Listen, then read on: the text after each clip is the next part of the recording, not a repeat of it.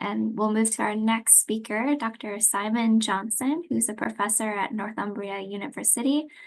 Dr. Johnson will be presenting treatments for mitochondrial disease, progress, problems, and priorities. So I'll turn it over to you, Dr. Johnson.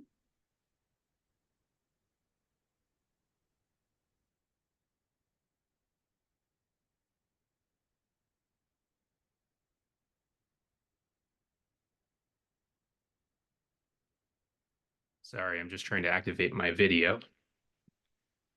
Looks like it's still deactivated.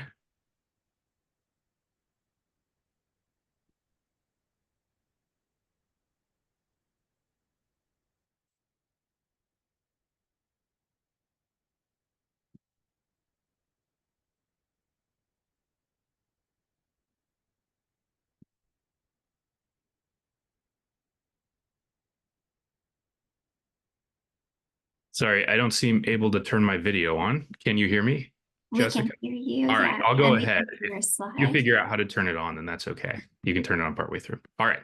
So I've decided to do something a little different today. Any of you who've seen me speak before know I usually talk about work in my lab. Today, I decided to instead of that, give kind of a broad overview of the field that's really directed at patients.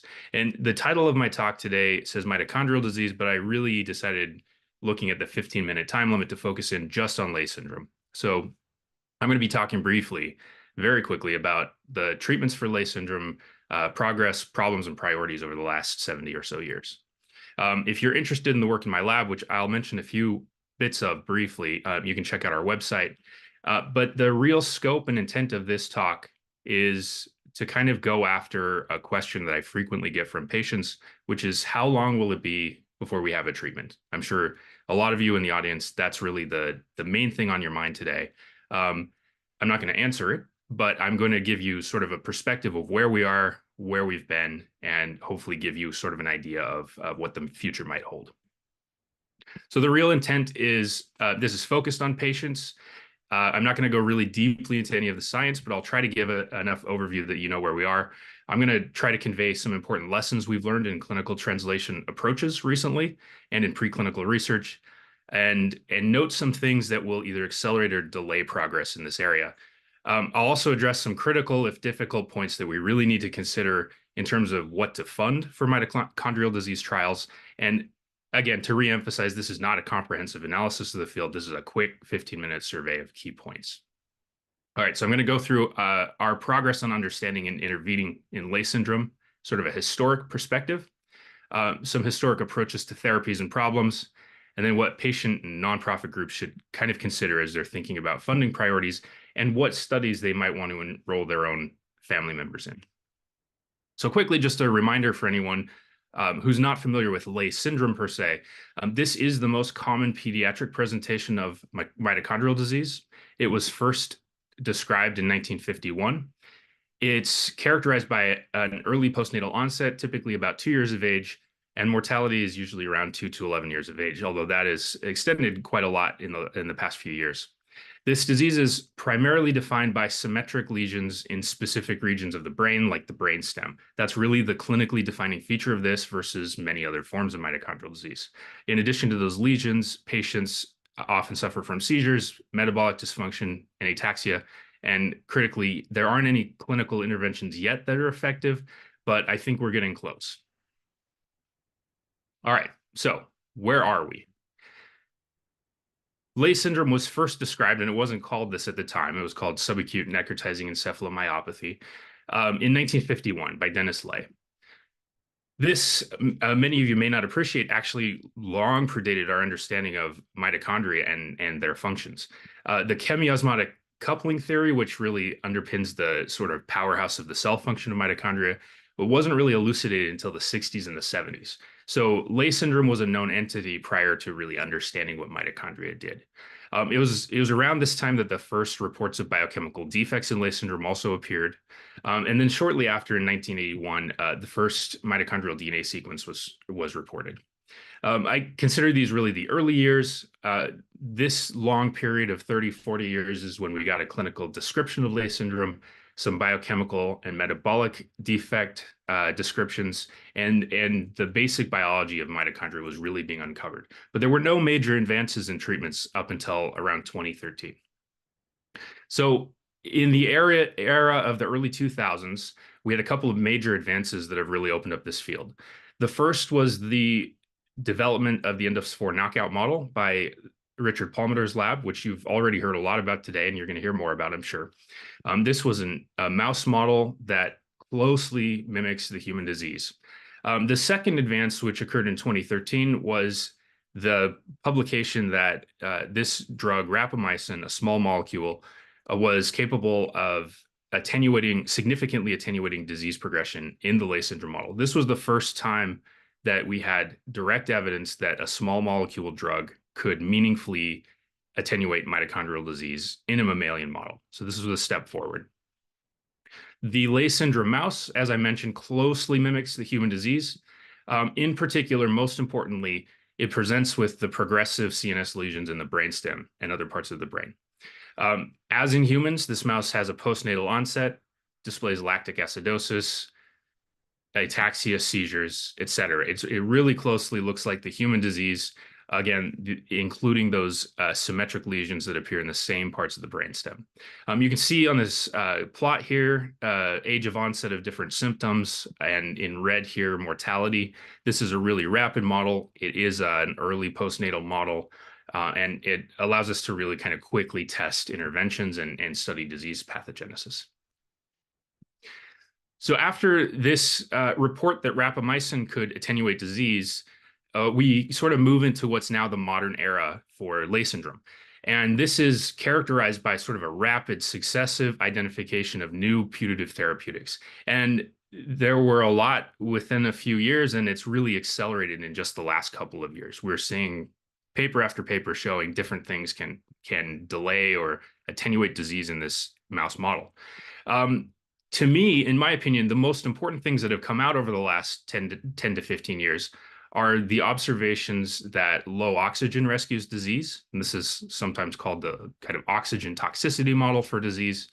And then the observation that Leigh syndrome is an immune-mediated disease. Now, this part is work from my own lab, and I'd be happy to talk to you about it later. But these are the two mechanistic advances that we've made in the mouse model over the last 10 or 15 years. And I wanted to show really quickly how significant these two interventions are in the Indus4 knockout model. So where do we stand for top preclinical interventions? These are the best we have yet, notwithstanding genetic interventions like NDI1 overexpression.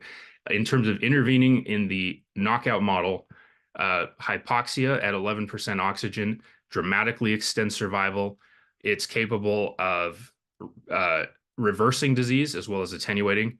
And it has few or maybe even no side effects. We don't know why the mice are still short-lived. There are some cons to it. They include that clinical translation is likely to be very difficult. It may not even be possible. We don't know what the concentration necessary for humans is, and we don't know what the precise mechanisms underlying this are. In terms of immune interventions, pexidartinib is a drug that we've most recently shown significantly attenuates disease in this model. This eliminates white blood cells. The pros of this, you can see it extends nearly as far as hypoxia. It's a really robust benefit. There are few side effects during the beneficial period, and this drug is already in clinical use. Another real benefit is the overall mechanism of this is known, so we know that it's getting rid of white blood cells. But the real downsides are this is a drastically immune suppressing drug. It gets rid of white blood cells.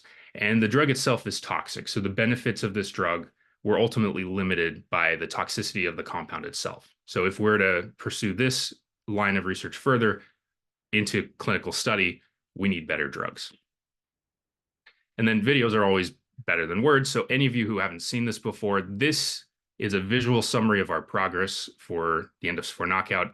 Hypoxia is similar. I didn't put any videos of mice on hypoxia, but you can see a 48-day-old diseased Indus4 on the left, very ataxic, severe neurologic disease, and some 150-day-old pexidartinib-treated knockouts on the right, along with the control. Happy, healthy, free of neurologic disease. All right, we can't talk about the history of Leigh syndrome without talking about disease gene identification, and you've heard quite a bit of this from Marnie. This has really blown up in the last decade and a half. SIRF1 was one of the first genes linked to Leigh syndrome back in 1998. At that time, very few genes were known, including mitochondrial DNA mutations. But since 2010, when whole genome sequencing really became clinically available, we jumped in 2013 from 35 disease-causing genes known to well over 110 at this point. This will keep expanding, I'm sure. The point is that Leigh syndrome is genetically heterogeneous. And this has important therapeutic implications. The extreme clinical genetic heterogeneity of Leigh syndrome means that this disease is really not compatible with gene therapy. And this is a key point that I am always surprised is never brought up. It's critical that patients and families know that the development of even one gene therapy, technical challenges ignored, which we haven't gotten past, the cost is about 2 to 4 million per gene. We're at over 110 genes for Leigh syndrome, so it is not likely that this is going to be a good approach for treating patients, at least if we want to treat a lot of patients. The complex underpinnings of this also don't support simple models for disease. There's no clear energetic or ROS links. And our view is that common pathways that we can identify that underlie Leigh syndrome pathogenesis that link all of these different genes are our best chance for therapeutics. So let's get back to the question really quick. How long will it be before we have a treatment? Well, from the history, it's mostly good news. There was little progress until 2013, but since then, things have really accelerated. We now have 2 potent preclinical interventions, and we've made some major advances in our understanding of the mechanisms underlying disease, hypoxia and immune suppression. We've made some unexpected findings that do have significant clinical implications. These are that interventions rescuing disease don't rescue energy or ROS, and that the disease is remarkably genetically heterogeneous. All right, so I'm going to point out a couple problems really quickly. And to do that, I want to talk about trials. So the history of trials and drug use in Leigh syndrome is messy, but essentially over the years, attempts have been made to treat Leigh syndrome with largely ad hoc vitamin and nutrient mixtures, such as the Mito cocktail. Some real trials of drugs have started to occur more recently. EP743, a lot of you have heard of, really started getting trialed in 2014, and more recently we have ilamapridine. Sorry, I can never pronounce this. This is where we are. You've heard of a lot of other potential drugs going into trials, but I want to take a quick look at what some of the things that have been used, what their sort of course of use has been. Is there any evidence that these have worked, the things we've studied over the years? And if not, what were the problems? I'm going to just quickly look at 2 case studies: ketogenic diet, targeting energetics, and EP743. Ketogenic diet is pretty interesting. It's a particularly serious intervention. It's a really dramatic dietary intervention.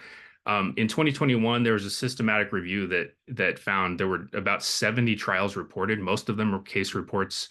They only gleaned from that about 17 trials worth, trials that had enough information to interpret. But their findings overall were that data on the efficacy and safety of ketogenic diet was too scarce for general recommendations. However, there was some evidence that it might be beneficial for epilepsy. We, a couple years ago, decided this needed to be tested in the animal model. We treated endosphar knockout mice, and we found that it had no benefits on disease course, survival, neurologic disease onset, but it did seem to attenuate seizures. So it sort of fits with that huge clinical study that gleaned from the literature over decades. However, it's not benign. It seems to be toxic when combined with anesthesia. So it's important to think of the limitations of it, and to think of what we've learned from the animal model. EP743 is the other drug that I want to quickly mention. There have been 19 trials of this since 2013. 13 of them target mitochondrial disease, including Leigh syndrome. Of these, results have only been posted for 1 and press releases for 2 additional. Overall, these include about 758 patients, and of course, this doesn't include patients that were given the drug outside the trials. So, does it work? And the company has been unwilling to provide drug for preclinical assessment. We tested this drug in our lab recently. The preprint is available online. We found that it beautifully mimics what they reported on cultured cells stressed with oxidative stress. However, it does nothing in the end-of-spore knockout mouse. No survival benefit, no weight benefit, no benefit to disease course. Although there may be a benefit to seizures, we didn't have the power to really determine that. All right, so in the last minute, I just want to point out, what does this all tell us? I know I've rapidly rushed through this history. What does this tell us should be our priorities regarding funding? First is that mild hypoxia is robustly beneficial. Leigh syndrome is an immune-mediated disease. These should be the things I think that we're putting at the forefront of clinical trial efforts. They don't support energetic or Ross models, and they really demonstrate that the caveats and assumptions of cell culture have not been carefully considered over the years. They really also point out that mitochondrial disease is episodic. As Marnie mentioned in her talk, ebbs and flows in disease progression are clearly known, and legitimate trials backed up by preclinical evidence are critical, as is the roadmap that Marnie talked about in her talk. Finally, Leigh syndrome is a really complex interaction between the brain, the immune system, and postnatal development. And we really need to, as we're thinking about what we put into clinical trials, decide if our models preclinically have successfully addressed this interaction. If we don't think that they have, we need to consider looking at an animal model before we start giving them to patients. There were a lot of patients in those two examples that I gave that were given drugs that had not been vetted in an animal model and ultimately proved ineffective. As a final note, statistical significance does not equal biological significance. And we're sort of getting into an era where a lot of trials are coming out in the end-of-spore knockout mouse of variable quality. So with that, I'll turn it back over to the moderators and thank them for their time. Thank you so much, Dr. Johnson.